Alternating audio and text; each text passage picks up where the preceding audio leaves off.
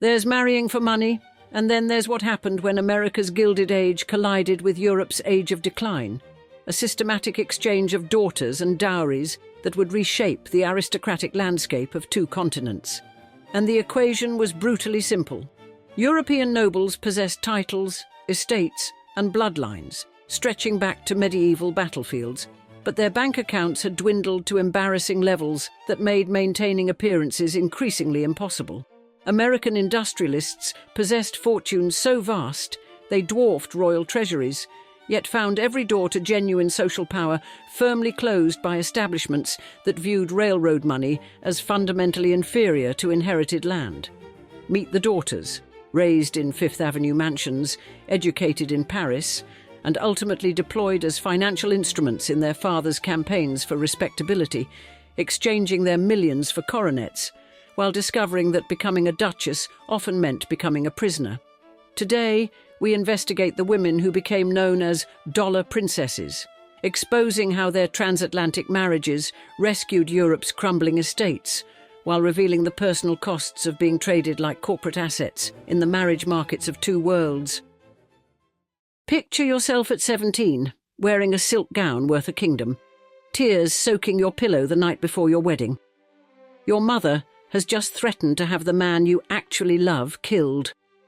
Tomorrow, you'll marry a duke you barely know, trading your happiness for a coronet.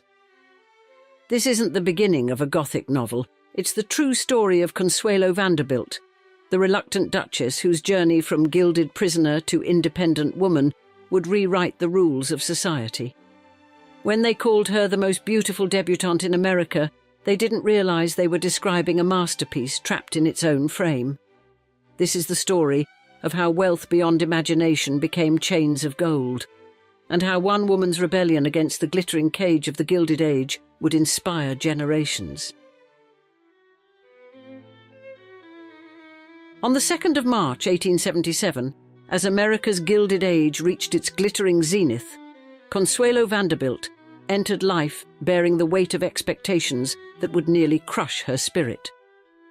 Born into America's wealthiest family, she emerged from childhood carrying both extraordinary beauty and invisible chains, a combination that would shape her destiny in ways both magnificent and tragic. Alva Vanderbilt, her mother, wielded ambition like a weapon, carving out the family's place in society with the same ruthless determination that her husband William Kissam Vanderbilt used to expand their railroad empire. Young Consuelo, blessed with a swan-like neck, luminous eyes, and an ethereal grace that turned heads wherever she went, became her mother's masterpiece in making. Every breath, every gesture, every word was sculpted according to Alva's exacting standards. The limestone mansion at 65th Avenue, where Consuelo spent her formative years, served as both palace and prison. Within its opulent walls, she endured a rigorous education that went far beyond the typical finishing school curriculum. Alva's iron will shaped every aspect of her daughter's upbringing, from deportment to discourse, moulding her into the perfect vessel for the family's social aspirations. The physical and emotional demands of this grooming paled in comparison to the psychological conditioning that accompanied it, constant reminders that the Vanderbilt name carried obligations that superseded personal happiness. As Consuelo grew, her mother's plans crystallized with frightening precision. Alva had not invested years of careful cultivation merely to see her daughter marry into American society. No, she had grander ambitions. A European title that would elevate the Vanderbilts above their nouveau riche peers. The fact that American heiresses had begun trading fortunes for coronets in what the press dubbed the dollar princess phenomenon only strengthened Alva's resolve. When Consuelo made her society debut in 1895, she set New York ablaze with speculation. Her grace and beauty made the other debutantes seem coarse by comparison. Her regal bearing seemed to presage her future role. But behind the carefully orchestrated appearances, behind the silk gowns and practiced smiles, a quiet rebellion was brewing. Consuelo had formed an attachment to a New York socialite, Winthrop Rutherford, whose lack of title made him unacceptable in Alva's calculating eyes. The summer season brought a whirlwind of social engagements, each one carefully orchestrated by Alva to position her daughter for the grand finale she had planned. As summer faded into autumn, whispers began circulating through Newport and New York about negotiations with a cash-strapped English duke. Consuelo, drowning in her mother's ambitions, found herself swept toward a fate she never chose, her own desires as irrelevant as last season's fashions. That autumn, as Manhattan's elite gathered in their Fifth Avenue mansions to trade gossip over tea, Alva Vanderbilt prepared to play her final hand in the game of social advancement. And the stakes were her daughter's heart and happiness, though such considerations seemed trivial compared to the glittering prize of a ducal coronet. Through the gilded halls of New York society, speculation mounted as November approached, each whispered conversation carrying the weight of impending transformation. In November 1895, as autumn's last leaves clung desperately to Manhattan's trees, Consuelo Vanderbilt faced the most devastating battle of her young life. Behind the magnificent doors of her family's Fifth Avenue mansion, Alva Vanderbilt orchestrated what would become known as one of the most ruthless matrimonial campaigns in American social history. The Duke of Marlborough had arrived in New York that fall, his ancient title burnished, but his coffers empty. Charles Spencer Churchill, known since childhood as Sonny, came seeking what so many of his peers sought in America, a fortune to restore his crumbling ancestral seat, Blenheim Palace. In Consuelo, he found not only extraordinary beauty and impeccable breeding, but also the vast Vanderbilt wealth that could save his estate. The young heiress's resistance to the match sparked a domestic siege that would haunt her for decades. Alva, determined to secure a duchess's coronet for her daughter, employed tactics that shocked even their jaded social circle. When Consuelo's heart turned toward Winthrop Rutherford, Alva's rage knew no bounds. She even threatened to have the young man killed. Through emotional manipulation and relentless pressure, she wore down her daughter's resistance until the inevitable surrender. On the morning of the 6th of November, 1895, New York witnessed what the press dubbed the wedding of the century. St. Thomas Church overflowed with society's elite, the cream of American and European aristocracy gathering to witness the union. Yet few among the assembled guests could see the tears that had soaked Consuelo's pillow the night before, or sense the deep despair beneath her composed exterior. As she walked down the aisle in her Worth gown, her face partially concealed by a delicate veil, Consuelo carried the weight of her mother's ruthless ambition. The ceremony itself was a masterpiece of social theatre, with Bishop Henry Codman Potter officiating as the Duke awaited his American bride. The wedding breakfast that followed at the Vanderbilt mansion featured a guest list that read like a complete edition of the social register. Yet amid the champagne toasts and celebratory fanfare, the newly minted Duchess of Marlborough remained oddly silent, her thoughts perhaps dwelling on what might have been. The price of this social triumph was calculated in cold numbers: a dowry of $2.5 million in railroad stock, a staggering sum equivalent to over $75 million in today's currency. The human cost, the sacrifice of a young woman's happiness and free will, went unrecorded in the society columns that breathlessly detailed every aspect of the celebration. In the weeks that followed, as Consuelo prepared for her new life in England, Manhattan's drawing rooms buzzed with speculation about the match. Some praised Alva's brilliant manoeuvring, while others whispered about the ruthlessness of her methods. But none could deny that she had achieved her ultimate goal. Her daughter would cross the Atlantic, not as another wealthy American bride, but as her Grace, the Duchess of Marlborough. As the newlyweds departed for England, leaving behind the glimmer of New York society, autumn storms battered the Atlantic. The turbulent crossing seemed an apt metaphor for the upheaval that awaited the reluctant Duchess in her new homeland, where ancient traditions and aristocratic expectations would test the limits of her endurance. Blenheim Palace rose before Consuelo in the late autumn of 1895, its massive facade a monument to centuries of aristocratic power. The seat of the Dukes of Marlborough stood as both a triumph of English Baroque architecture and a crushing symbol of the responsibilities that now lay upon her young shoulders.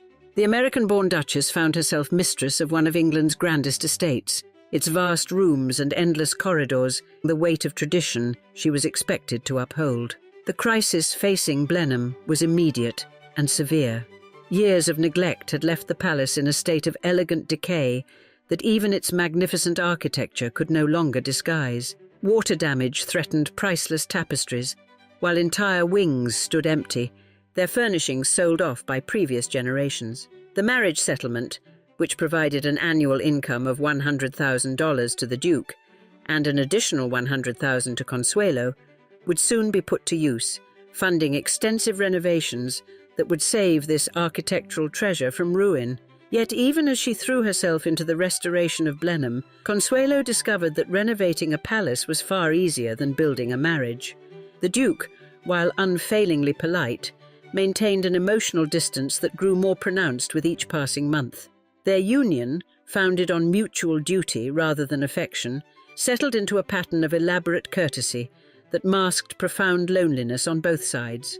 Motherhood arrived with mechanical precision, as demanded by duty. The birth of their first son, John Albert Edward William Spencer Churchill, in 18 fulfilled the primary obligation of a duchess, providing an heir to the dukedom. A second son, Lord Ivor Spencer Churchill, followed in 1898, completing the expected heir and spare.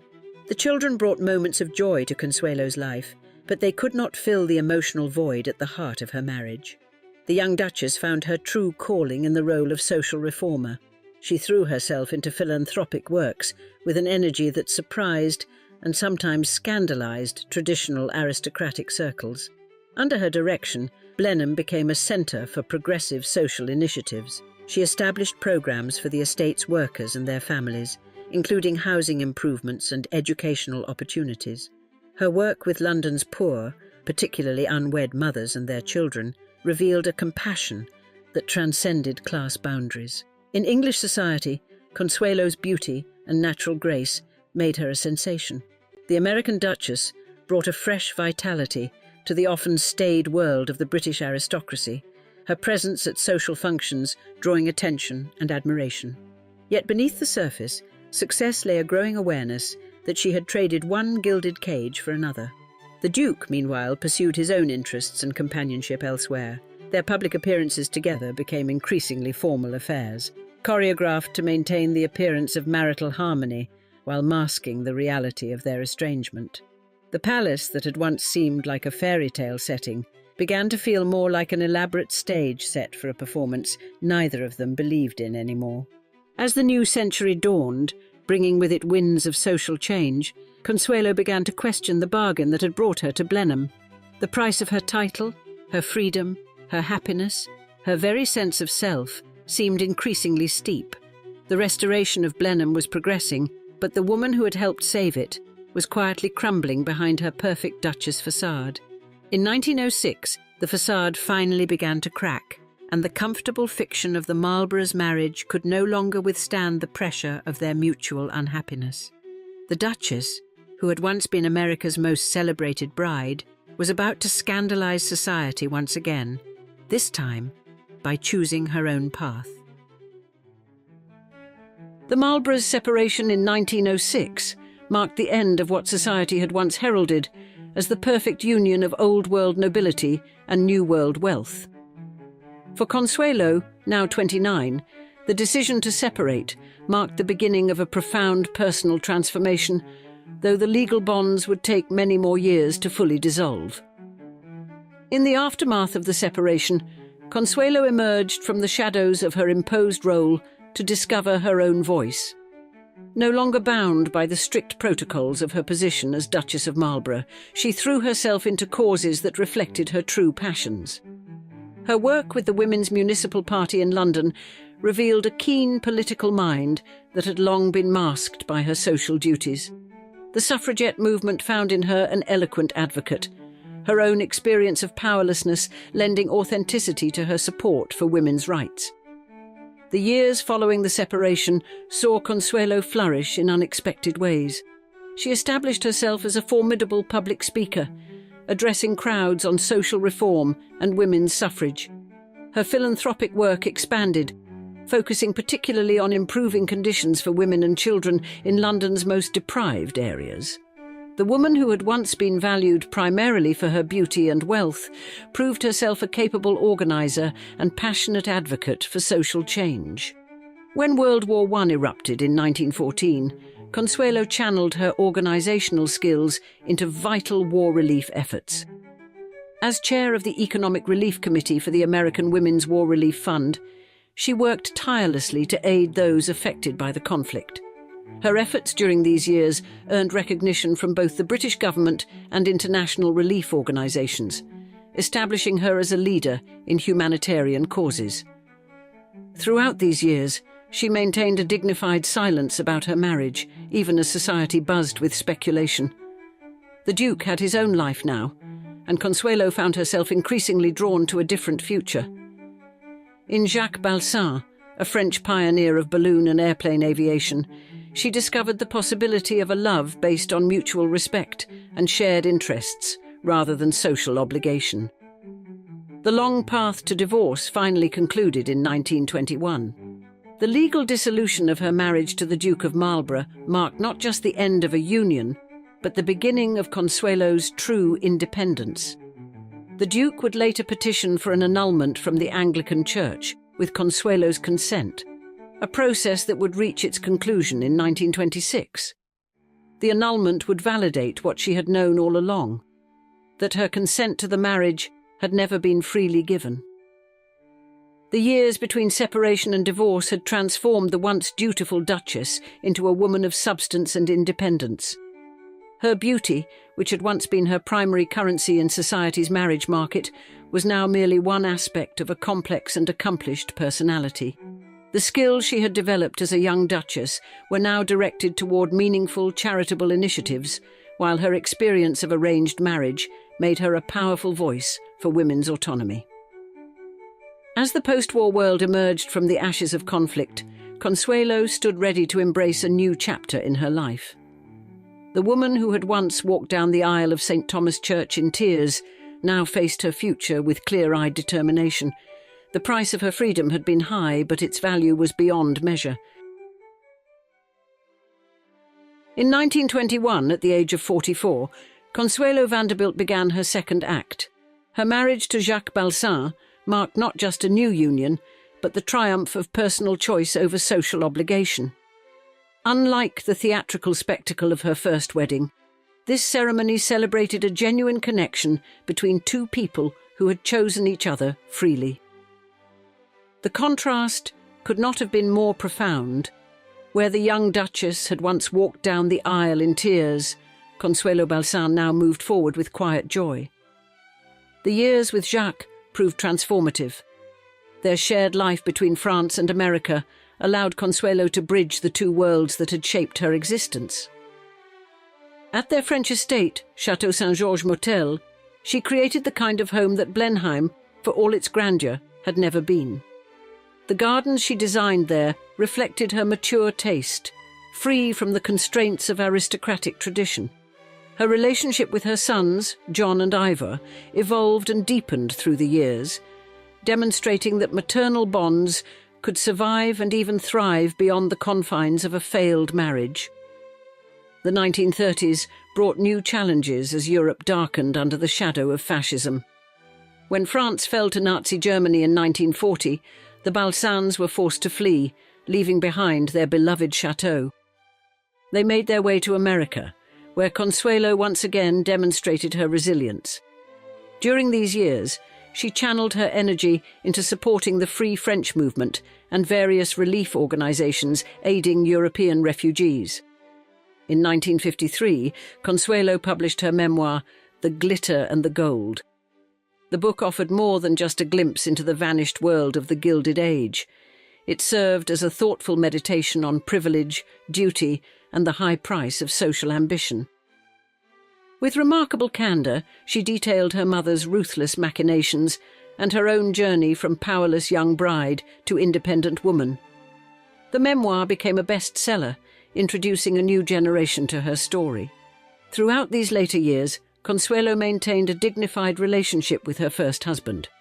When the Duke of Marlborough died in 1934, she penned a touching tribute to him, acknowledging their shared history while celebrating how far they both had come from their ill-fated beginning. Her own mother, Alva, had testified during the annulment proceedings, acknowledging her role in forcing her daughter into the marriage, a final confirmation of what Consuelo had always known. The woman who emerged in these decades bore little resemblance to the frightened teenage bride of 1895. Her beauty, once her primary asset in society's eyes, had matured into an elegant grace that reflected her inner development. The skills she had learned managing Blenheim found expression in her charitable work and the management of her own estates. The diplomatic abilities she had developed navigating aristocratic society served her well in her humanitarian efforts. The loss of her son Ivor in 1956 marked a profound personal tragedy in her later years. Yet Consuelo maintained her strength and dignity, continuing her charitable work and maintaining close ties with her remaining family. She had learned long ago that life's greatest challenges often led to unexpected forms of growth.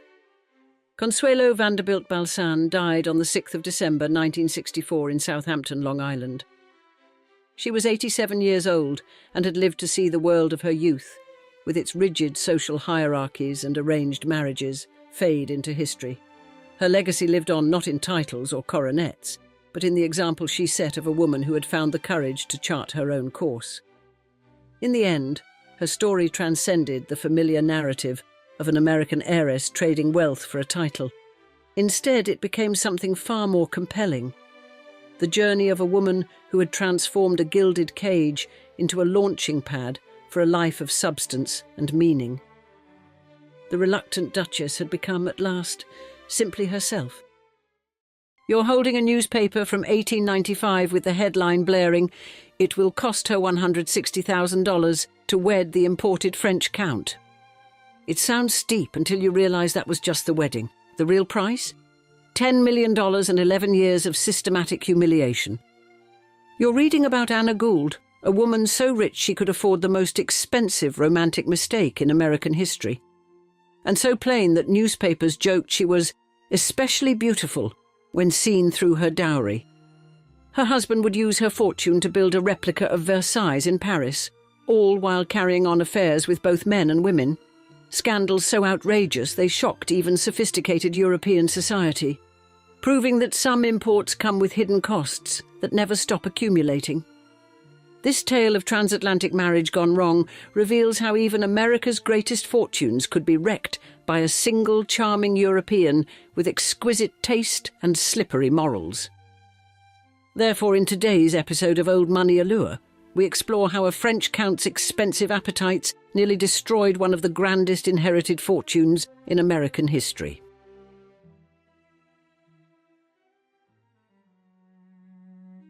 Anna Gould was living proof that in the Gilded Age, being spectacularly ugly didn't matter if you were spectacularly rich, and she was both in equal measure.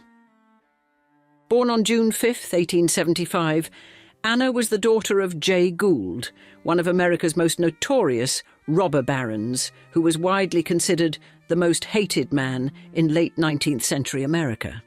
J. Gould had built his $70 million fortune through methods that would make modern corporate villains blush, bribing legislators, manipulating railroad stocks, attempting to corner the gold market, and triggering financial panics that ruined countless investors. When he died in 1892, Anna inherited a staggering $15 million trust fund that provided her with an annual income of $500,000, making her one of the richest women in America despite being universally acknowledged as one of the least attractive. Contemporary observers were brutally honest about Anna's appearance, describing her as short, sallow, self-obsessed, and possessing what one account delicately called a simian face and a sullen disposition. American playwright Natalie Clifford Barney was even more savage, calling Anna the most unwashed and dirty-looking creature I ever laid eyes on, which was quite an insult coming from someone in the theatre world. The French press? with their unmatched talent for cutting wit, famously quipped that Anna was especially beautiful when seen through her dowry, a line that perfectly captured how everyone viewed this walking dollar sign. Raised in the luxury that only robber baron money could provide, Anna developed her father's strong sense of self and complete indifference to public opinion, traits that would serve her well in the battles ahead. But Anna's physical shortcomings were about to become irrelevant when she encountered the most dangerous type of European aristocrat, a devastatingly handsome, completely broke French count with expensive taste and flexible morals. Enter Paul Ernest Boniface de Castellane, known as Bonnie, a penniless but gorgeous French nobleman who could trace his lineage back to the 11th century and his debts back to last week.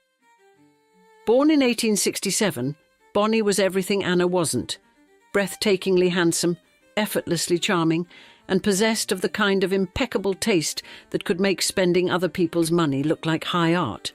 He was also desperately poor, his ancient family's wealth having long since evaporated, leaving him with nothing but his title, his looks, and an absolutely ruthless determination to marry rich. Boney arrived in New York in 1894 with a singular mission that he didn't bother hiding: to bag himself an heiress through what he conducted like a military campaign, disguised as a romantic courtship. Anna and Bonnie met in 1894 at a Paris social event, hosted by Fanny Reed, a friend of the Gould family, where Anna was supposed to be safely engaged to financier Oliver Harriman. But Anna, then 19, was immediately captivated by Bonnie's charm and noble title, abandoning her practical engagement for the promise of European aristocracy. Bonnie, 28 and calculating, saw Anna's fortune as the answer to his financial woes and conducted his pursuit with the efficiency of a businessman closing a deal. The French Count was refreshingly transparent about his fortune-hunting intentions, treating his courtship of Anna like a business transaction where love was optional, but money was absolutely essential. His strategy was brilliant in its simplicity: convince the plainest, richest woman in America that a European title was worth any price, including financial ruin. The 1895 wedding on March 14th was a media sensation, held at the Manhattan home of Anna's brother George J. Gould I, with newspapers proclaiming headlines like, "It will cost her $160,000 to wed the imported French Count." What Anna didn't realize was that the real cost would prove infinitely more devastating than anyone imagined.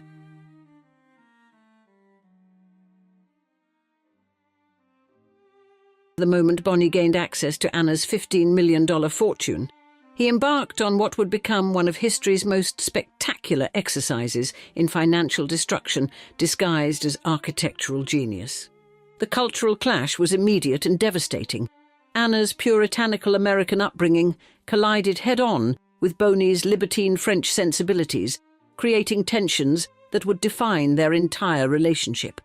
In 1896, just 1 year after their wedding, Bonnie purchased 2.5 acres at the corner of Avenue Foch and Avenue de Malakoff in Paris and announced his intention to build a palace that would surpass Versailles itself. The Palais Rose, as it would become known, was Bonnie's love letter to French royal excess, a pink marble monument to his own ego that would take 7 years to complete and cost Anna most of her inheritance. Bonnie commissioned architect Ernest Sanson to create a deliberate homage to Versailles' Grand Trianon, featuring the pink marble exterior that gave the palace its name and its owner his reputation as Europe's most expensive husband. The most spectacular feature was Bonnie's recreation of the lost Escalier des Ambassadeurs from Versailles, the legendary ambassador's staircase, where foreign dignitaries had once waited to meet Louis XIV, before it was demolished in 1752. Bonnie's perfectionism bordered on mania. He had the facade refaced twice, painted over marble when it didn't meet his exacting standards, and spent fortunes on details that only he would ever notice or appreciate. The palace included an immense ballroom, a private theatre with 500 seats, living quarters that rivaled anything at Versailles, and maintenance costs that would have bankrupted most European monarchs. But the Palais Rose was just the beginning of Bonnie's systematic assault on Anna's fortune. He also maintained 2 chateaux in the countryside, a villa at Deauville, and a 1,600-ton yacht named Walhalla that required a crew of 100. Bonnie's parties became legendary throughout Europe for their theatrical grandeur and eye-watering expense. For Anna's 21st birthday in 1896, he recreated the fifth day of festivities held in honour of Louis XIV's wedding to Maria Theresa of Spain. On another occasion, he hired the entire Bois de Boulogne, Paris's equivalent of Central Park, but twice the size, for a single party, because apparently regular venues were for people who couldn't afford to rent public parks. They entertained European royalty including the Queen of Naples, Queen Isabel II of Spain, and the Kings of Spain and Portugal, turning their home into an unofficial royal court, funded entirely by Anna's rapidly diminishing inheritance. Boney became known as the best-dressed man in Europe and a leading tastemaker of the Belle Époque, achievements that came with price tags Anna was only beginning to understand. Despite having access to $500,000 annually from Anna's trust fund, more than most people saw in a lifetime, Boney constantly complained about being hard up and pressured his lawyers to access more of the principal. By 1900, Anna's financial situation had become so dire that her brother George took legal guardianship, reducing Boney to a $300,000 annual allowance that sent him into aristocratic rage. Psychiatrists actually studied Boney's behaviour and coined the term co-anesthesis to describe his flamboyant excess and complete disconnection from financial reality. His spending pattern revealed a man who treated his wife's fortune as an inexhaustible resource for his aesthetic and social ambitions rather than actual money that could run out. But Boney's expensive tastes weren't limited to architecture and entertainment. His personal life was equally extravagant and infinitely more scandalous.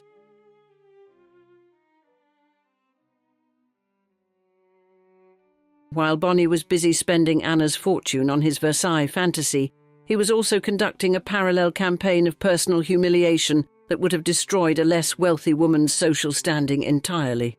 Boney's sexuality was an open secret in Parisian society, where his relationships with both men and women provided endless entertainment for sophisticated circles that thrived on scandal and gossip.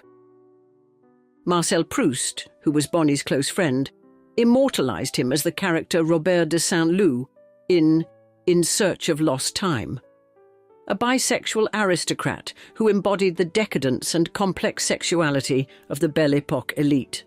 This literary connection provided fascinating insight into how Boney's unconventional personal life was understood within the sophisticated but judgmental world of Parisian high society, where being bisexual was acceptable as long as you were discreet and stylish about it.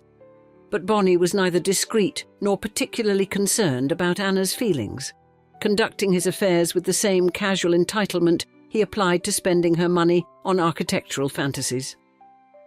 He found it amusing to describe their bedroom as an expiatory chapel when giving tours of their home, treating their intimate life as a source of entertainment for guests who were probably already gossiping about his extramarital activities.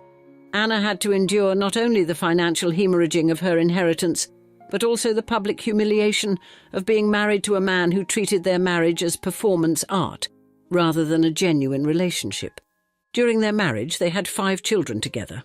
Marie-Louise, born in 1896, who died in infancy, Boniface, born in 1897, Georges, born in 1897, and Jason, born in 1902. The scale of Boney's spending was breathtaking, even by Gilded Age standards. Over the course of their marriage, he spent approximately $10 million of Anna's inheritance, equivalent to roughly $300 million in today's currency. This represented 2/3 of her total inheritance, a staggering sum that funded not just their lifestyle, but Boney's obsessive art collecting, architectural projects, and what appeared to be a personal mission to single-handedly support the luxury goods industry of Europe. Within just 5 years of marriage, they had burned through approximately $7.7 million of her fortune, forcing Anna to live off rapidly diminishing principal rather than investment income. Anna's tolerance for her husband's excesses reached its breaking point through a series of increasingly humiliating incidents that revealed just how completely Boney had come to take her wealth for granted. The final straw came in 1906, when Anna returned home to find the electricity cut off. Boney had failed to pay the bills despite their enormous wealth, apparently because he considered utility payments beneath his aristocratic attention. This wasn't just financial irresponsibility, it was a level of contempt for basic household management that revealed how completely disconnected Boney had become from any form of practical reality. On January 20th, 1906, after 11 years of marriage and watching her inheritance evaporate, Anna finally reached her limit and filed for divorce, citing Boney's infidelity and financial recklessness. She immediately cut off Boney's access to her funds, threw him out of their homes, and sent his clothes, which were described as his only remaining fortune, to his parents, like baggage being returned after a failed vacation. The divorce proceedings revealed the full extent of the financial devastation. Boney had managed to spend nearly 70% of Anna's inheritance in just 11 years. But Anna's revenge was just beginning, and she was about to deliver a blow to Boney's aristocratic pride that would prove even more devastating than cutting off his allowance.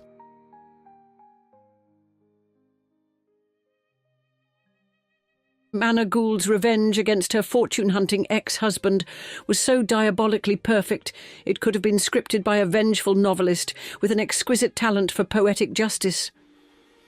The divorce in 1906 triggered one of the most prolonged legal battles in Catholic Church history, as Boney sought an annulment from the Vatican that would drag through 6 separate trials over 20 years. Time magazine noted in 1925 that, probably not, since Henry VIII tried in vain to get an annulment of his marriage with Catherine of Aragon, has a matrimonial case been so long in the courts of the Roman Catholic Church. While Boney battled the Vatican bureaucracy, Anna delivered the ultimate blow to his aristocratic pride in 1926 by marrying his own cousin, Élie de Talleyrand-Périgord, Duc de Sagan. This move was simultaneously brilliant and brutal. It elevated Anna from countess to duchess, while forcing Boney to watch his ex-wife claim a higher social rank within his own family circle. The Duke, son of the famous dandy Bosson de Talleyrand-Périgord, provided Anna with everything Boney had failed to deliver: a stable marriage, genuine affection, and most importantly, a husband who didn't treat her fortune like his personal shopping budget. Unlike the theatrical disaster of her first union, Anna's second marriage proved genuinely successful, lasting until the Duke's death in 1937 and producing 2 children: Howard de Talleyrand, Prince of Sagan, and Hélène Violette de Talleyrand. Tragically, Howard committed suicide in 1929, adding personal sorrow to Anna's complex later life, while Hélène carried on the family legacy. Meanwhile, Boney found himself in the unprecedented position of being a penniless French aristocrat who actually had to work for a living. A situation so unusual it practically required anthropological study. With characteristic wit and self-awareness, Boney reinvented himself as an antiques dealer and published his memoirs under the perfectly ironic title, The Art of Being Poor. His exceptional eye for art and antiques became his salvation, as he established himself as a dealer, specializing in advising American millionaires on their collections, essentially monetizing the same aesthetic sense that had bankrupted his ex-wife. Many pieces he had acquired during his affluent years with Anna eventually found their way into prestigious American museums, including the Frick Collection and the Louvre, giving his extravagant spending spree an unexpected cultural legacy. Boney also co-founded La Demeure Historique in 1924, an organisation dedicated to preserving privately owned historic buildings, ironically becoming a champion of the very conservation principles he had ignored during his marriage. But the most poignant chapter in their story involved the fate of the Palais Rose itself, the pink marble monument to their doomed marriage. The palace survived both world wars, serving various purposes including housing German commanders during the Nazi occupation and hosting the Conference of Four diplomatic meetings in 1949 and 1951. However, it couldn't survive the forces of modern development when property developer Tullio de Romedi purchased it in 1968, with plans that horrified preservation-minded Parisians. Despite public outcry and attempts by various organisations to save it, the Palais Rose was demolished in 1969 to make way for a modern apartment building, a cultural tragedy that exemplified the failure of historic preservation. Before demolition, valuable elements were salvaged, with de Romedi keeping the marble staircase for his private home, while other artworks were distributed among heirs or sold at auction. During the demolition, workers discovered closets full of period clothing, shoes, books, and letters, physical remnants of a vanished world. Anna died in 1961 at age 86, having returned to America in 1939 and eventually purchasing Lyndhurst, her father's Gothic Revival mansion, which she bequeathed to the National Trust for Historic Preservation. The Anna Gould Bonny de Castellan saga remains the ultimate cautionary tale about unlimited money meeting unlimited European entitlement. Anna's journey from awkward heiress to sophisticated duchess proves that even the most painful experiences can become valuable education when you possess both unlimited resources and unlimited determination. Your worst dating disaster probably involved someone who turned out to be emotionally unavailable, financially irresponsible, or completely obsessed with their career at your expense. But during the Gilded Age, one American heiress named Mary Leiter made a relationship decision so catastrophically bad, it literally killed her before she turned 40. She essentially spent millions of dollars to buy herself a husband whose political ambitions would systematically destroy her health, happiness and will to live over the course of 11 brutal years. Her story represents the ultimate cautionary tale about what happens when unlimited money meets unlimited male ego, proving that even the most privileged women in history remained completely vulnerable to husbands who viewed marriage as a business transaction rather than a human relationship.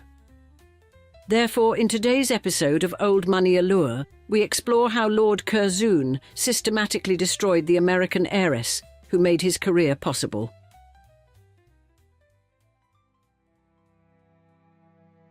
Meet Mary Victoria Leiter, the ultimate Gilded Age success story who had everything money could buy, except a husband who wouldn't literally work her to death. Born on May 27, 1870, into the kind of obscene wealth that makes modern billionaires look like they're slumming it, Mary was Daddy's little princess with a $20 million trust fund. Her father, Levi Z. Leiter, had co-founded the Field and Leiter dry goods empire that became the legendary Marshall Field and Company, because apparently selling fancy fabric to rich ladies was the ultimate money-printing machine. Mary's childhood was basically a non-stop parade of Gilded Age excess. Summers lounging at their ridiculously opulent Lake Geneva mansion called Linden Lodge, complete with their own steam yacht Daisy, because walking to the lake was apparently for peasants.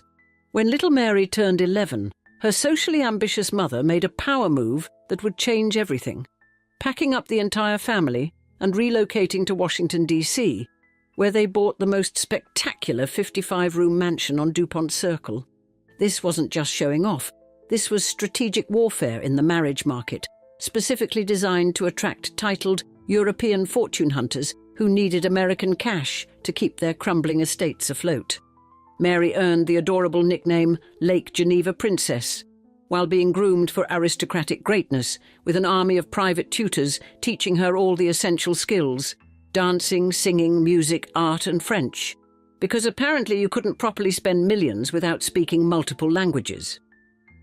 She became besties with the most powerful women in America, including First Lady Frances Folsom Cleveland, proving that even presidential wives needed wealthy heiress friends to make them feel important. By 1890, 20-year-old Mary was ready to conquer London society, where desperate British aristocrats were practically lining up to auction off their titles to the highest American bidder. The dollar princess craze was reaching peak insanity, with wealthy American families essentially running a sophisticated husband shopping operation across the Atlantic. At one of those glittering London balls that rich people throw to justify their existence, Mary spotted her perfect target: George Nathaniel Curzon, a 35-year-old Conservative Member of Parliament with devastating good looks, brilliant political prospects and financial problems that would make a loan shark weep. Curzon was the ideal aristocratic fixer-upper project, intellectually formidable, politically ambitious, socially connected, and completely, spectacularly broke. Mary took one look at this gorgeous disaster and made a declaration that shocked even her fearless contemporaries. "I will have him, because I believe he needs me. I have no shame." This wasn't romance. This was a young woman with unlimited resources, recognizing that she had found the perfect investment opportunity disguised as a husband. Curzon, meanwhile, was busy calculating exactly how much of Mary's fortune he'd need to resurrect his aristocratic lifestyle while maintaining the fiction that money was beneath his noble consideration. What nobody realized was that Mary was about to make the worst business deal in Gilded Age history, one that would buy her the highest political rank ever achieved by an American woman, and cost her everything else, including her life.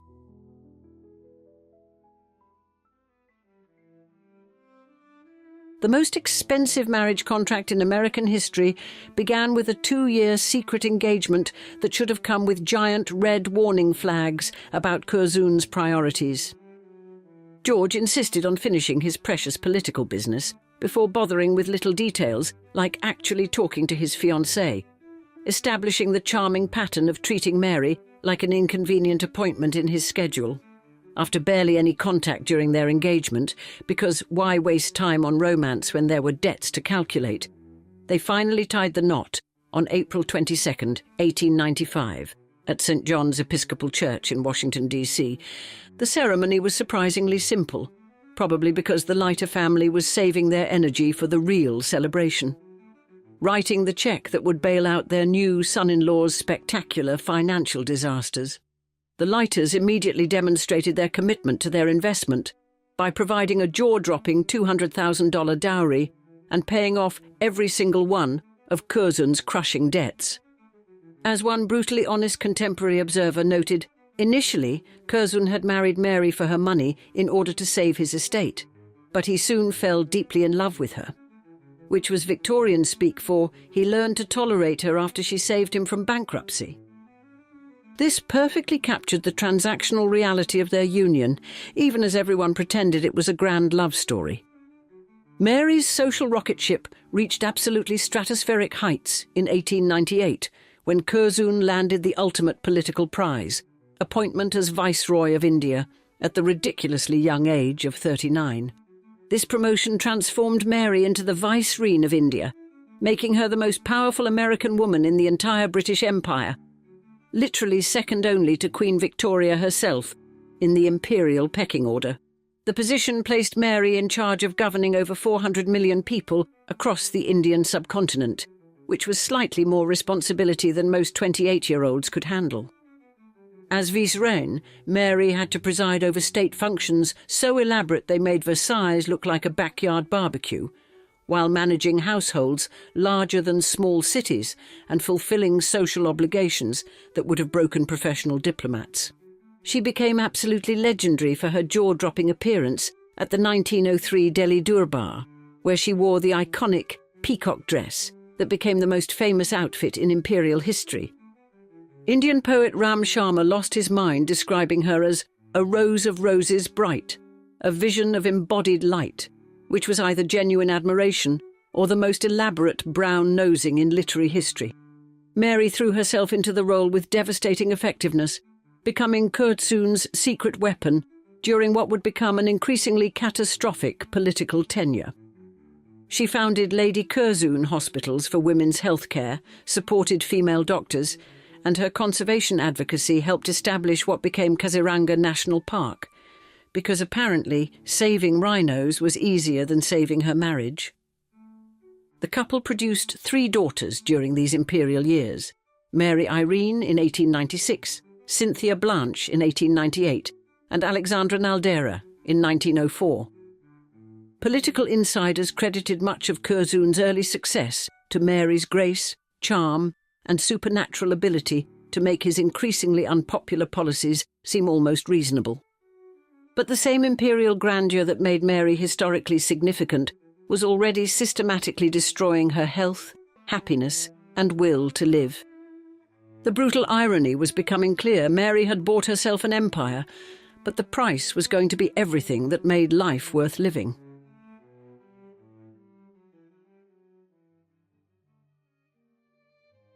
The imperial paradise that had elevated Mary to unprecedented heights was about to become her gilded prison, where every ceremony and state function slowly drained away another piece of her soul. India's climate was particularly brutal to European women, and Mary's delicate constitution began crumbling under the relentless assault of extreme heat, crushing humidity, and the constant pressure of performing imperial perfection 24 hours a day. But the physical torture was nothing compared to the social isolation that was slowly driving her insane, as colonial protocol turned every human interaction into a carefully choreographed performance piece. Back in London, Mary had already discovered that British society despised her for being an American upstart, while her American friends thought she was an insufferable snob for playing aristocrat. In India, the isolation became absolutely suffocating, with rigid imperial hierarchy preventing any genuine friendships, while the crushing responsibilities of ruling hundreds of millions demanded constant public appearances. The physical demands were literally killing her, as she endured multiple pregnancies while maintaining an exhausting schedule of ceremonial duties that would have challenged professional athletes.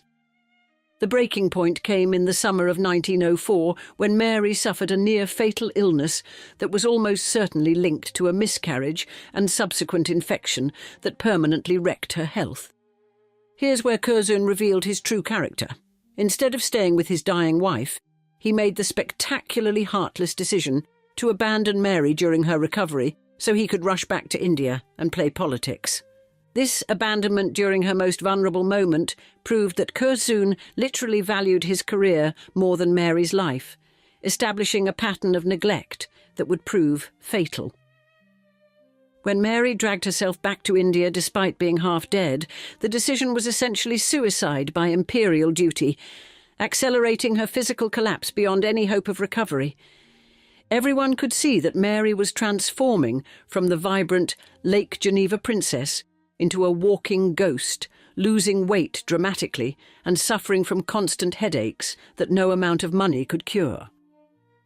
Curzon's increasingly monstrous personality was making everything worse, as his political struggles intensified, and his governing style became so autocratic that even other British officials started questioning his sanity. His decision to partition Bengal in 1905 sparked massive riots and basically invented modern Indian nationalism, creating political chaos that Mary had to help manage while pretending everything was perfectly under control. Curzon's insistence on accepting a second term as viceroy, despite Mary's obvious health crisis, proved that he was either completely oblivious to human suffering or simply didn't care about anyone except himself. The final political disaster came when Curzon picked a fight with Lord Kitchener, the commander-in-chief of the Indian Army, over bureaucratic reforms that literally nobody except Curzon thought were important. This ego battle escalated into a full-scale governmental crisis that ended with Curzon being forced to resign in humiliating disgrace during the summer of 1905. Unlike normal viceroys who retired with honours and pensions, Curzon was essentially fired for being impossible to work with, making Mary's sacrifice seem even more pointless and tragic. By the time they slunk back to England in August 1905, Mary was visibly dying, and 7 years of imperial service had destroyed her so completely that recovery was impossible. The woman who had once dazzled Indian society with her grace and beauty was now a hollow shell, systematically destroyed by the very position that had made her historically significant. Curzon had gotten exactly what he wanted from their marriage: money, status, and political power, and Mary was about to pay the ultimate price for enabling his ambitions.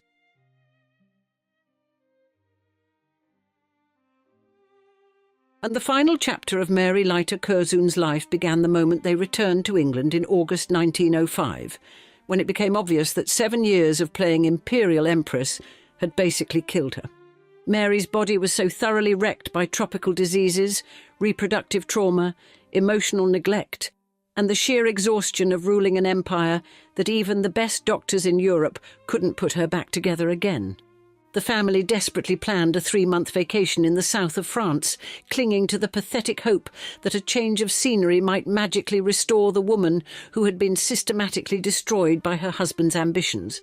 But Mary was already past the point of no return, her constitution so compromised by what medical records delicately described as a prolonged near-fatal infection following miscarriage, and subsequent surgical disasters, that her body was essentially running on empty.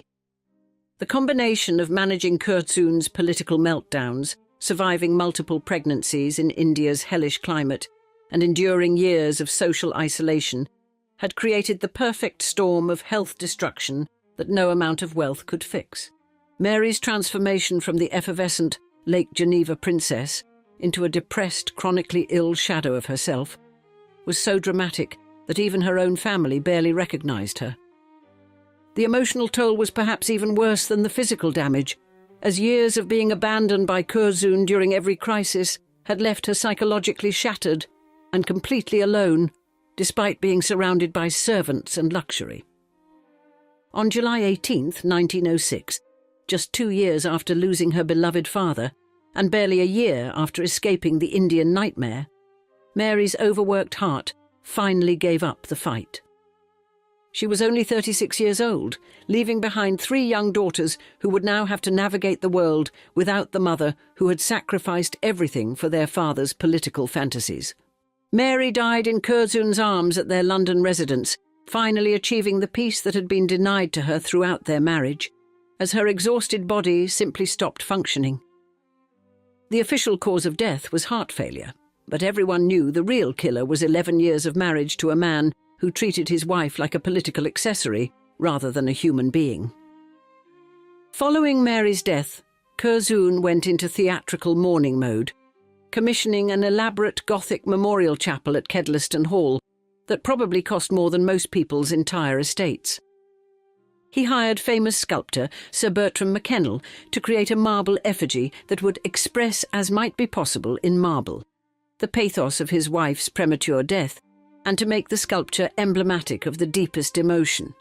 Curzon later claimed he believed death would reunite them, which was either genuine remorse or the most elaborate guilt performance in British aristocratic history. The devastating irony of Mary's story was that her family's massive fortune, $20 million that could have bought anything in the world, proved completely worthless when it came to purchasing the one thing she desperately needed: a husband who valued her life more than his political career. Mary Leiter Curzon had achieved the impossible dream of every Gilded Age dollar princess. She had bought herself a genuine aristocratic title, imperial power beyond imagination, and a place in history. But the price turned out to be her health, her happiness, and ultimately her life, proving that even in an era when American heiresses could purchase European titles through strategic marriages, some transactions demanded payment in blood. Her premature death at 36 stands as the ultimate cautionary tale about the human cost of unchecked ambition, and the brutal reality that even the most privileged women were still completely vulnerable to the men who claimed to love them. The Chicago heiress, who had conquered the British Empire, had ultimately been conquered by a system that viewed wives as political assets rather than human beings, leaving behind only a marble tomb and 3 motherless daughters as proof that wealth without wisdom leads to tragedy. Mary Leiter Curzon proved that money could buy aristocratic titles, imperial power, and a place in history, but not happiness or longevity. Her premature death at 36 serves as the ultimate cautionary tale about the cost of marrying for status rather than love. Despite ruling over 400 million people as Viceroy of India, she couldn't save herself from a husband who treated her like a political investment. Behind every Gilded Age fortune lies a story of ambition, risk, and strategic brilliance. But Helena Zimmerman's inheritance came with an unexpected price. It made her irresistible to the kind of aristocratic criminals who viewed wealthy American heiresses as walking bank accounts, You see, her father Eugene had built his millions through genuine heroism and business genius, surviving Confederate torpedoes during the Civil War, before parlaying military experience into oil and railroad empires that made him one of America's wealthiest men. And though this extraordinary background should have opened every door and guaranteed Helena's happiness, it instead attracted a predator whose financial desperation masked itself behind an impressive title and aristocratic charm. The Duke who pursued her had already attempted to deceive multiple wealthy families and was notorious throughout both British and American society as a shameless fortune hunter whose spending matched his inability to pay bills. Thus, in today's episode of Old Money Allure, we examine Helena Zimmerman's journey from victim to survivor and the lessons her story teaches about recognizing predatory behavior.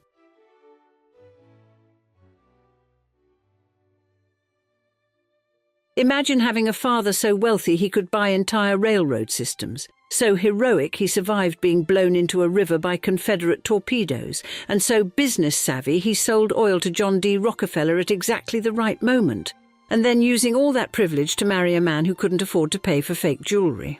Helena Zimmerman was born on September 25, 1878, into American industrial royalty that made the robber barons look like small-time operators.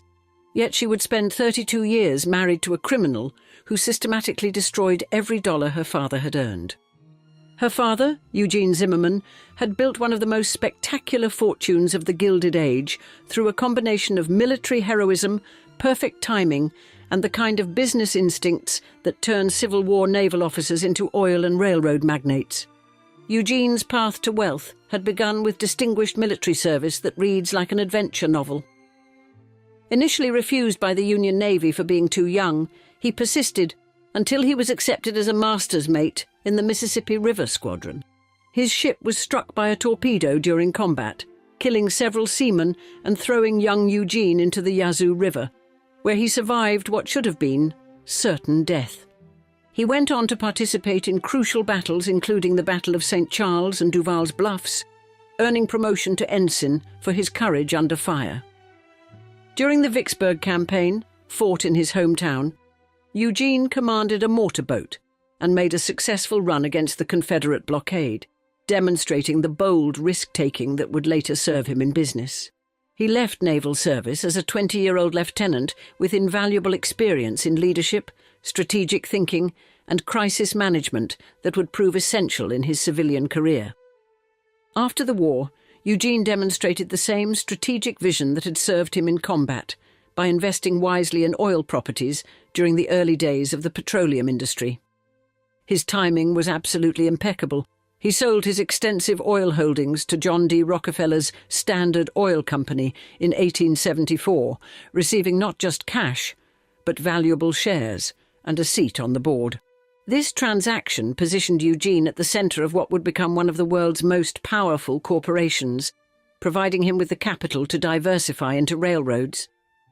He systematically built a railroad empire, becoming president of the Cincinnati, Hamilton and Dayton Railroad, and eventually controlling numerous other lines throughout the Midwest and South.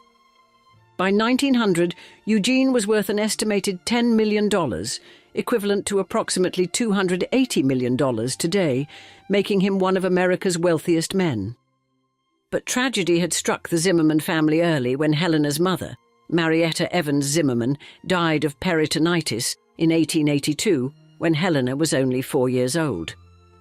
This early loss shaped Helena's childhood and influenced Eugene's decision to send his only child to France for her education, where she would receive the kind of cosmopolitan training that would prepare her for life among the international elite. During her many years in France, Helena became accomplished in horsemanship and fencing, skills that marked her as someone with exceptional training and access to the finest instructors. She also became an expert swimmer, demonstrating athletic abilities that were still relatively rare among young women of her social class. By 1900, Helena had completed her transformation from a Cincinnati Railroad heiress into an internationally educated young woman described as a handsome blonde and a belle. She was ready to take her place in society, completely unaware that she was about to meet a man whose financial desperation would make her father's millions irresistible and her own happiness utterly expendable. What Helena didn't know was that among the costumed revellers at a Dinard ball in 1900 lurked a bankrupt duke who had already tried to trick another heiress into marriage and was now sizing up his next victim.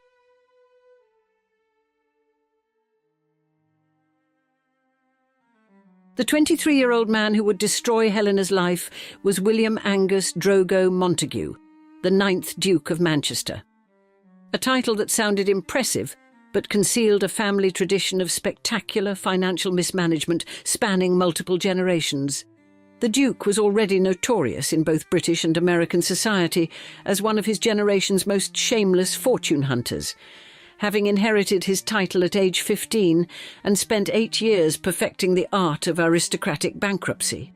His ancestors had systematically decimated the family fortune through extravagant entertaining for the Prince of Wales, while the 8th Duke had married Cuban-American heiress Consuelo Vanderbilt without securing the expected dowry. When the 9th Duke inherited at 15, he allegedly went down on his knees to the Prince of Wales to beg forgiveness for his mother, an early experience of grovelling that shaped his entire approach to survival. The Duke's pursuit of Helena was part of a calculated campaign to restore his family's finances through marriage to a wealthy American heiress, conducted like a business strategy rather than a romantic quest. His methods were both desperate and deceptive. In 1897, he had unilaterally announced his engagement to the wealthy May Gould, much to her surprise and dismay. May Gould's father Ogden was so outraged by the Duke's presumption that he declared he would rather see my daughter dead than Duchess of Manchester, a reaction that should have served as a warning to other wealthy fathers. The Duke's reputation had become so notorious that newspapers would later publish photographs of him surrounded by portraits of the 22 women he was supposed to have been engaged to. Helena Zimmerman's opposition to the match demonstrated the same business acumen that had made him successful in oil and railroads. He recognized that the Duke was nearly bankrupt and must have seemed aimless as he drifted from acting to reporting to chasing heiresses. Eugene insisted that the couple wait, and Helena returned home to Cincinnati, a strategic move designed to break up the relationship and give his daughter time to see the Duke's true character. However, Helena returned to England in November 1900 with a chaperone but without her father, and the chaperone was easily won over by the Duke's charm and desperation. On November 14, 1900, the couple were married privately at Marylebone Church in London, in a ceremony so secret that neither Helena's father nor the Duke's mother was present. The secrecy was indicative of the marriage's questionable nature. The Duke's mother didn't believe the reports until she verified them through the church's marriage register, while both families found out through newspaper reports. Almost immediately after their marriage, the Duke's financial recklessness became spectacularly apparent in the most humiliating way possible. In December 1900, just weeks after their wedding, he purchased 3 imitation pearl necklaces from Frederick & Company jewelers on Broadway in New York for $695 as a wedding gift for his new bride. However, true to his character, he failed to pay for them, creating a scandal that would symbolize their entire marriage. Less than a year later, in 1901, Frederick & Co. sued the Duke for non-payment, with the Evening Express reporting the lawsuit under the headline, "Imitation Jewellery, the Duke of Manchester Sued." This was particularly humiliating because the Duke could afford neither genuine pearls nor apparently fake ones. A perfect metaphor for a marriage built on deception. The fake pearls became symbolic of everything wrong with their union. They appeared valuable, but were worthless imitations, just like the Duke himself, who presented himself as a worthy husband, but was actually a bankrupt fortune hunter. Helena was photographed wearing pearls on several occasions, but it remained unclear whether these were the notorious Frederick necklaces or other pieces, adding mystery to the mounting evidence of her husband's duplicity. Within months of their wedding, Helena would discover that a man who couldn't pay for fake jewellery had far grander and more destructive financial ambitions in mind.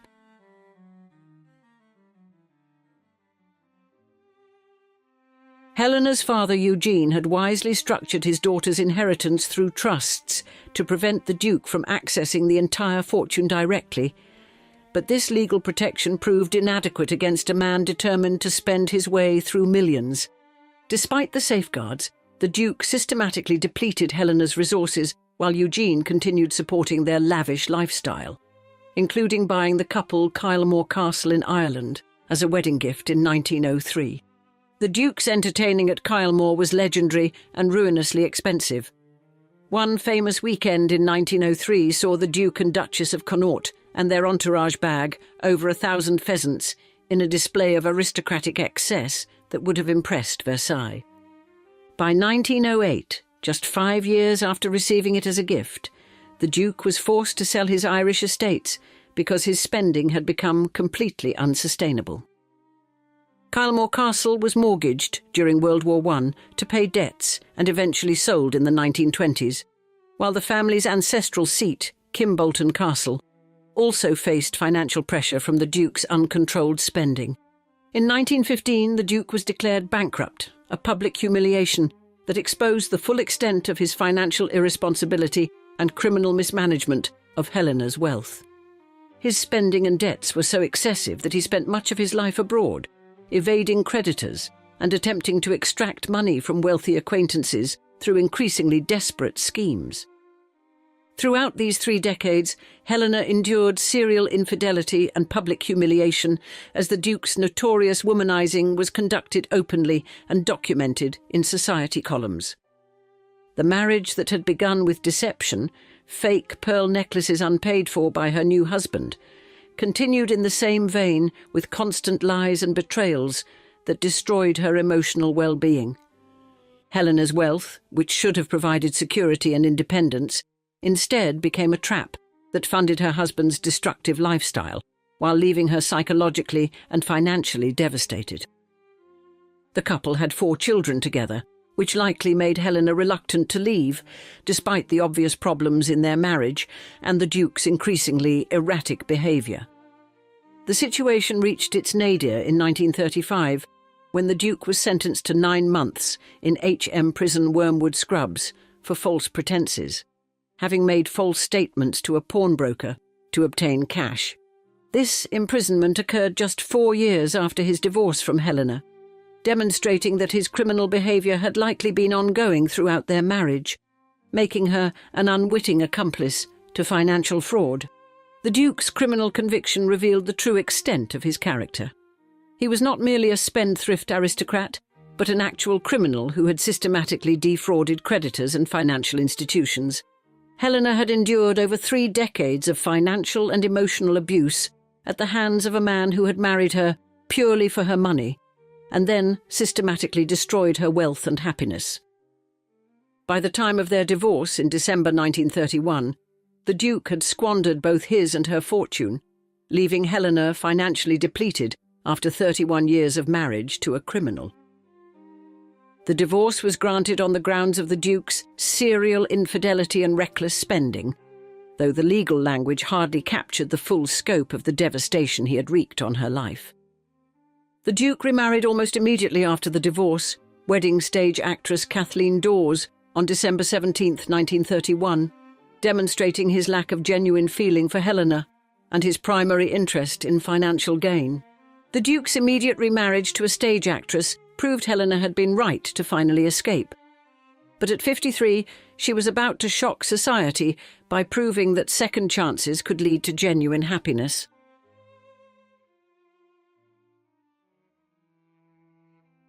After 31 years married to a man who had systematically destroyed her inheritance while conducting affairs and eventually serving prison time, Helena escaped through divorce in December 1931. At age 53, she might have retreated from society to live quietly on whatever remained of her father's fortune.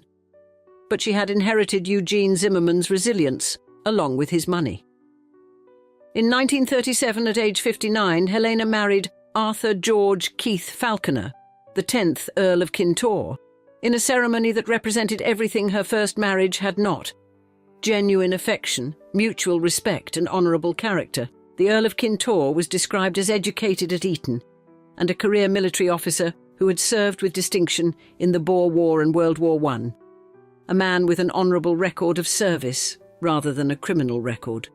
Unlike her first husband, who had married her purely for financial gain, the Earl of Kintore was not a fortune hunter, but a respectable Scottish nobleman with his own ancestral properties and military pension.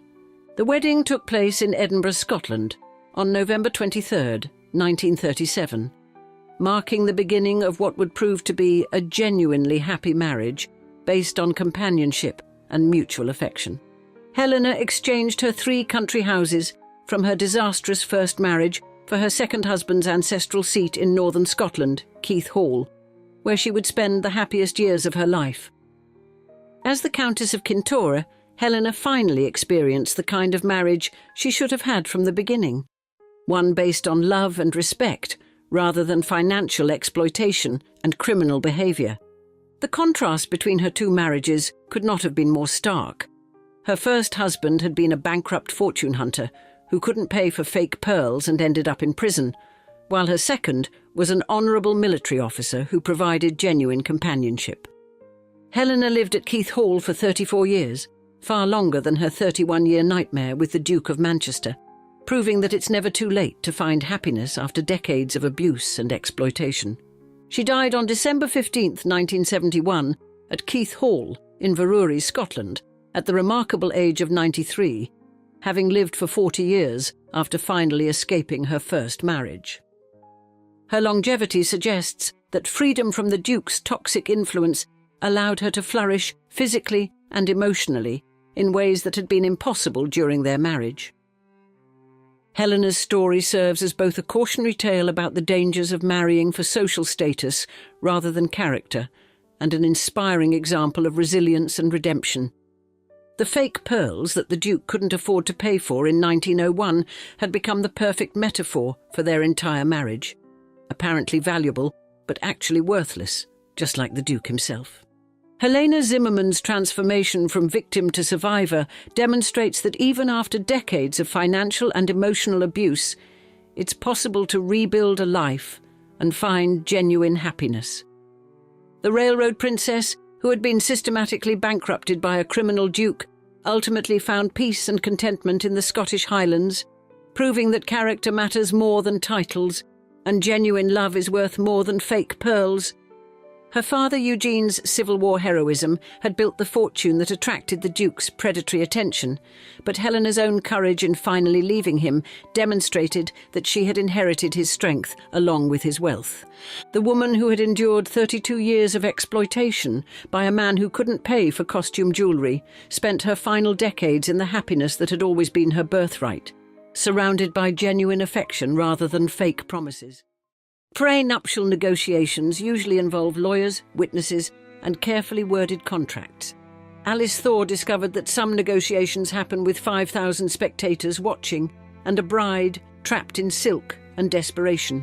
In the spring of 1903, when American railroad fortunes still bore the soot of their origins and British titles carried the weight of crumbling estates, a perfect storm of greed and desperation converged on a single altar.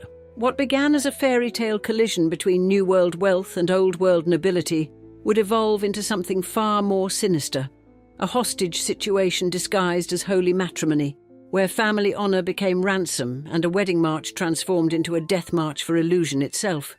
The coal dust of Pittsburgh was about to meet the stage powder of a performer whose greatest role was convincing an heiress that love could be purchased with a title. Thus, in today's episode of Old Money Allure, we delve into the most audacious matrimonial extortion scheme in American history. Alice Cornelia Thaw commanded a fortune that could buy entire Pennsylvania coal towns, $13 million by most estimates, making her one of the wealthiest unmarried women in America at 23 years old.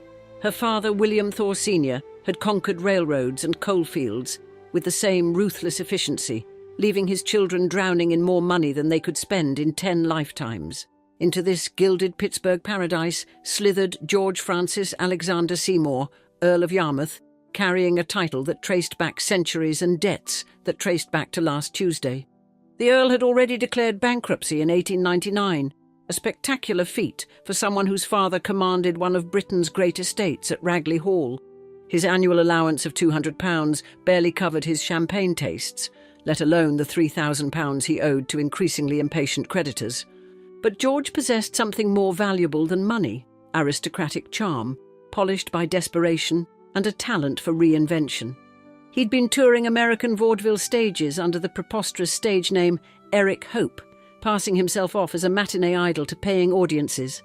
Between performances, he'd tried his hand at banana farming in Queensland, where he'd been sued for underpaying labourers before creditors seized his entire tropical crop. The Earl specialised in hunting American money, having already courted 4 other heiresses, including one of Alice's own cousins, before setting his sights on the Thaw fortune. His approach followed 5 calculated steps: change your name, crash the right parlour, borrow props, play the sympathy card, then press fast forward before anyone could investigate properly. Alice met him at her brother Josiah's townhouse on Lafayette Square, opposite the Belasco Theatre in January 1903, where he'd arrived as Harry's guest. The Earl told reporters his bankruptcy stemmed from reckless generosity to poor friends, while asking those same journalists to spot him lunch money. His mother reportedly had to lend him evening clothes for Washington parties, his own wardrobe having been seized by less patient creditors.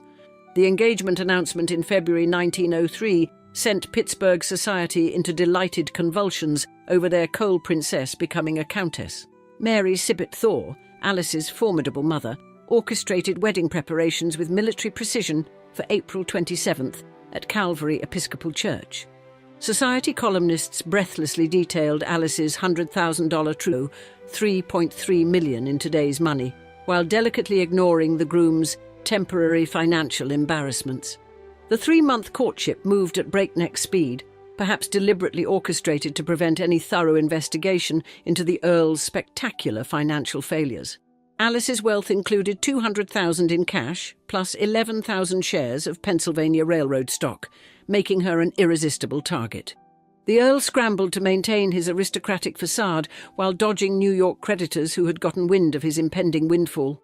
"I don't owe much here and I don't want any fuss," he assured reporters, adding that his lawyer would meet anybody who may have a claim against me.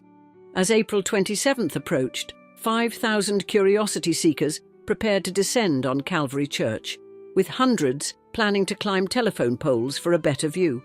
Pittsburgh bookmakers offered 8-to-1 odds that the marriage would end within 5 years. Prescient Gap would collect their winnings in 1908. But first, the Earl had one more performance to give, one that would transform the Blessed Sacrament into the most audacious shakedown in matrimonial history.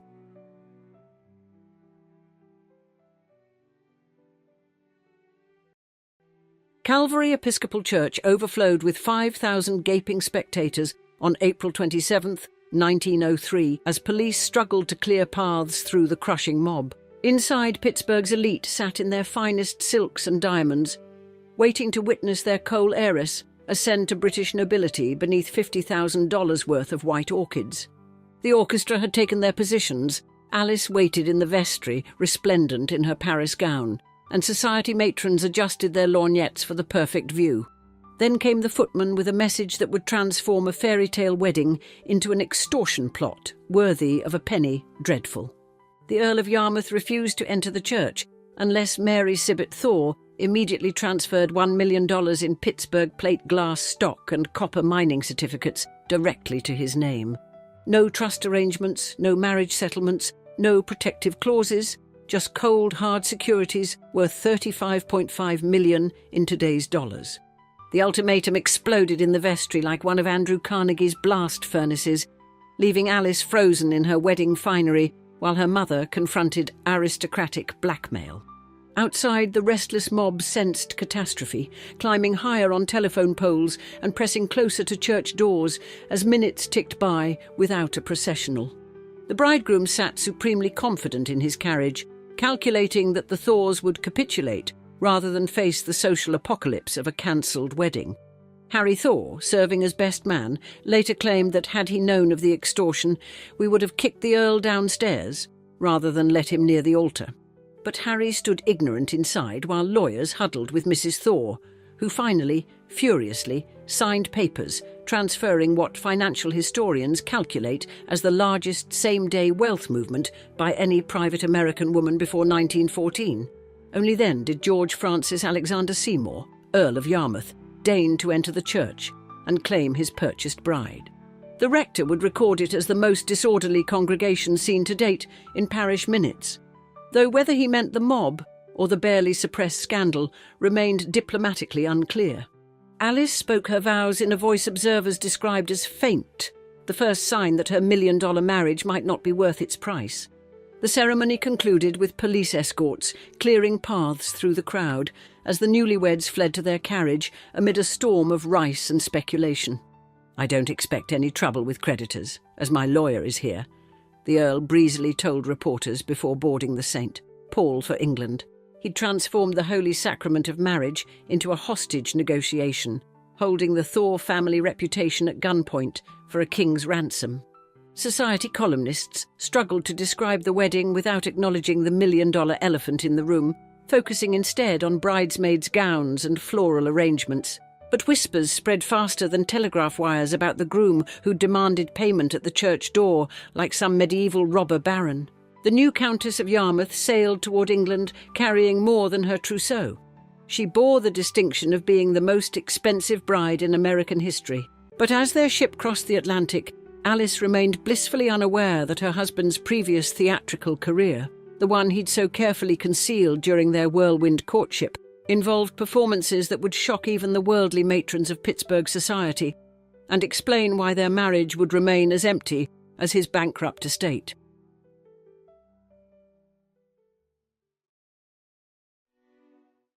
Ragley Hall's servants whispered that the bridal suite sheets remained pristine, virgin linen for a virgin countess whose husband had other interests entirely. Before his bankruptcy and bride-hunting days, George had conquered colonial stages as Mademoiselle Rose, twirling through Loie Fuller's patented serpentine dance in 200 yards of silk. Brisbane critics declared it the most remarkable theatrical entertainment ever seen in the Southern Hemisphere, while Hobart audiences gasped at his butterfly wings. The Earl's drag costumes travelled in a monogrammed Louis Vuitton trunk marked GFAS, accompanied by wigs, corsets and theatrical makeup, more luggage than his new wife's possessions.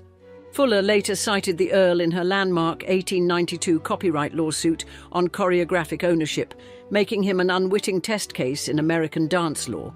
At Ragley, Alice fought her own battles, declaring English cuisine fit only for hounds and importing crates of Heinz pickles and Hershey bars to Warwickshire. The Earl funded his aesthetic pursuits with Thaw money, while restricting his wife to a household allowance that would cease if the marriage was nullified. He'd grown furious discovering the fortune remained largely in American trusts, accessible only through carefully controlled monthly payments rather than the wholesale plunder he'd envisioned.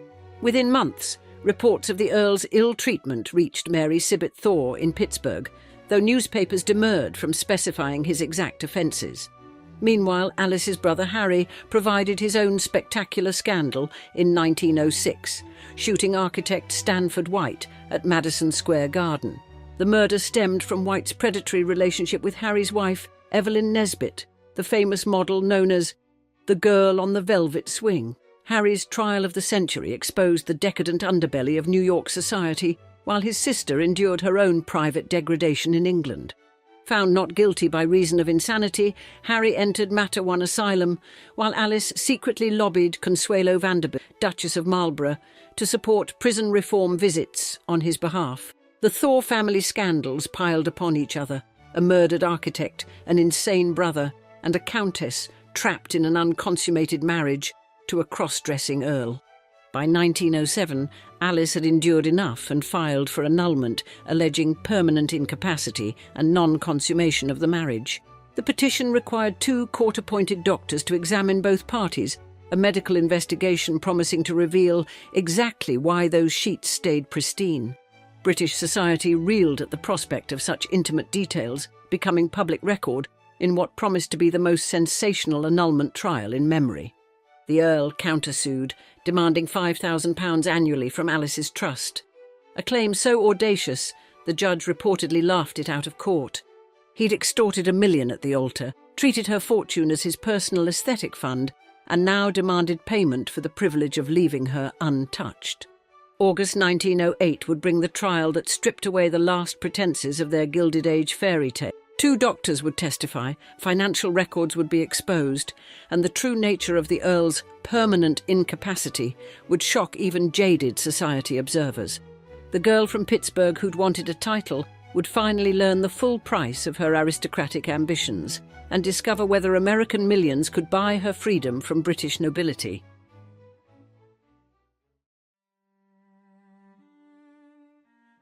August 1908 brought deliverance when British courts granted Alice's annulment, declaring the marriage void and returning every penny of her extorted securities, which wartime appreciation had grown to $1.4 million. The medical testimony confirmed the Earl's permanent incapacity, while financial records exposed his attempts to siphon her fortune for theatrical costumes and gambling debts. Alice immediately resumed her maiden name and sailed for America, leaving the Earl to face court costs and the distinction of perpetrating history's most expensive case of marital fraud. She settled in Lenox, Massachusetts, transforming herself from Pittsburgh princess to pioneering horticulturist, planting cedars of Lebanon that still shade Woods Hole's Church Street.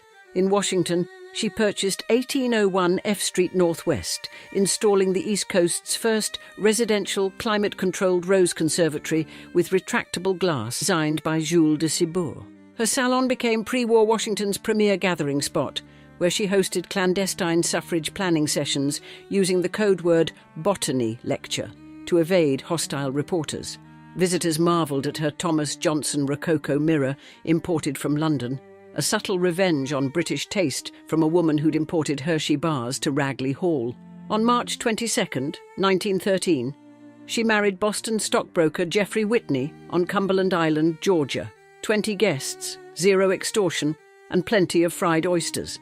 The ceremony specified no gifts, Alice having learned that simplicity beat spectacle when it came to matrimonial ventures. Meanwhile, the Earl's trajectory traced a perfect arc of aristocratic dissolution, beginning with bankruptcy number 2 in 1911, debts of £23,000 against assets of worthless racing IOUs. His father's death in 1912 brought the Marquess of Hertford, but only a life interest, the family having wisely locked away anything he might pawn.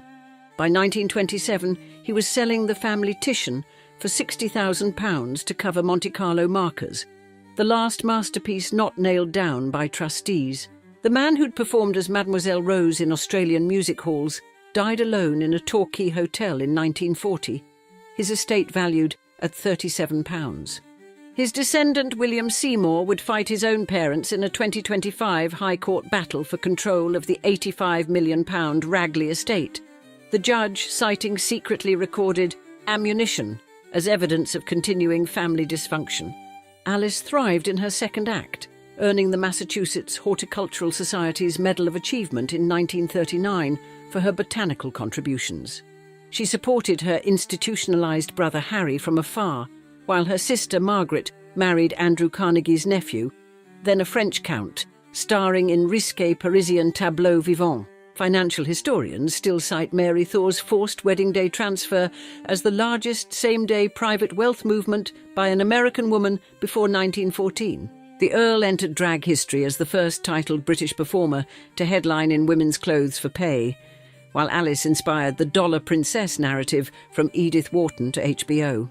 Those Pittsburgh bookmakers, who'd offered 8-to-1 odds against the marriage lasting 5 years, had called it perfectly, collecting their winnings in 1908. The coal heiress who'd paid $1 million for a countess's coronet discovered that freedom was the only title worth having, and that the best revenge against a theatrical earl was a life lived genuinely, without costume or pretense, in American soil where her trees would outlast his name.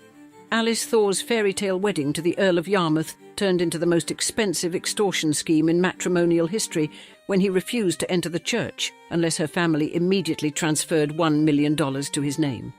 The bankrupt Earl who had performed in drag as Mademoiselle Rose left their marriage unconsummated, leading to an annulment that freed Alice to reclaim her fortune and build a genuinely successful life as a pioneering horticulturist.